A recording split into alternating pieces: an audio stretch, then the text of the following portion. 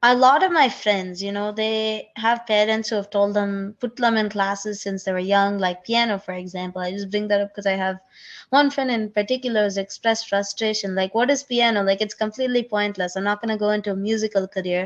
So why are my parents making me do piano? But I guess it's hard to realize, like, you're getting skills from that. You're getting, for example, discipline to practice every day. You're getting hand-eye coordination. You're getting all of the skills that are easily transferable, and you're sticking to one thing. You're learning how to, like, be committed and all of that, and to make something like a part of yourself, and you're seeing the progression of your skills also, which is something that it's valuable for a lot of kids to see, especially women, just to know that I'm capable of achieving things.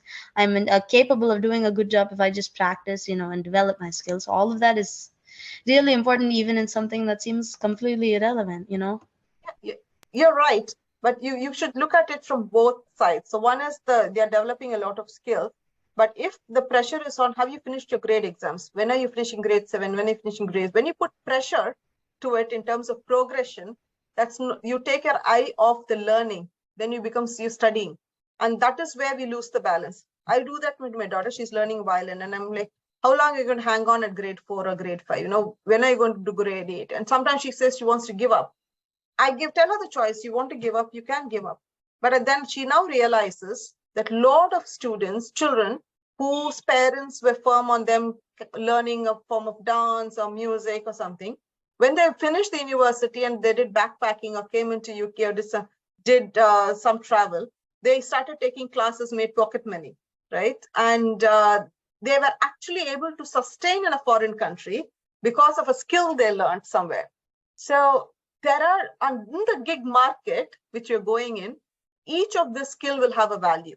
So bring in the joy of learning, and sometimes you have to get past that frustration of when it becomes hard, you give up. So resilience comes in through all of these classical practices, right?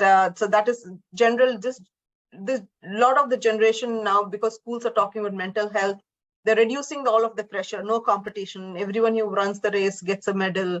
No one loses, no one wins. So what we're taking away from these kids is resilience. Yes, you will lose, but you try harder. It's okay to lose. You will lose at some point of time. It's okay. I will say is, life is all about connecting the dots.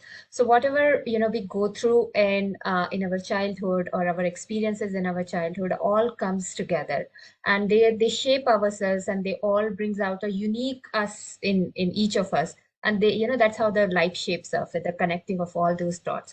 So each of the skill sets, like, whether you're learning piano is not only teaching you the music part, it is teaching you discipline, it is teaching you, being committed towards it. When it comes to chess, it is not only teaching you, just to play the chess, but it is teaching you to strategize. It is teaching you to put yourself in other shoes, and can you think what the other person is thinking?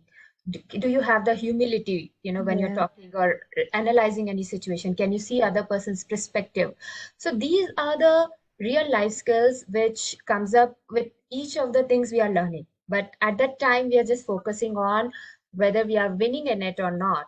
Though each of this is teaching us a very essential thing, which is what is gonna make a difference in our life, not the certificates, or not like what whether you won it or not.